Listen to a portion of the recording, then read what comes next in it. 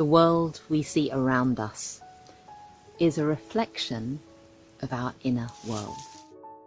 When we see huge amounts of plastic pollution in the sea, it is a reflection of what is going on in our inner world, our inner pollution.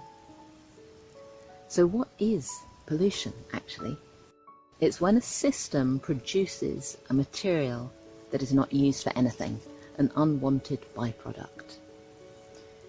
In nature, this never happens. Nature is the greatest recycler.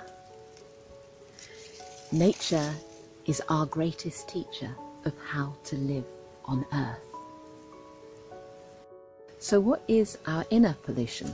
When we experience emotions we do not want to feel, like fear or grief or shame or despair or helplessness about the state of the world, it can feel as if it's too awful to bear. We ask ourselves, what are we doing to each other and this beautiful planet? What is the future that our children are going to grow into? We don't want to feel these things, and so we often turn our pain into blame, and we push it back out into the world, where it becomes a pollution, an unwanted leftover.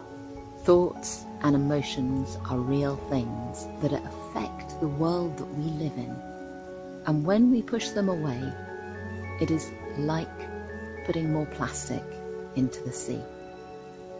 We can recycle these emotions that we cannot bear to feel, and recycle them in the same way that nature recycles leaves and turns them into a nutrient for new growth. To find out how you can transform the pain that you feel for the state of the world into a powerful resource for good, click on the link below and I will send you a free guide.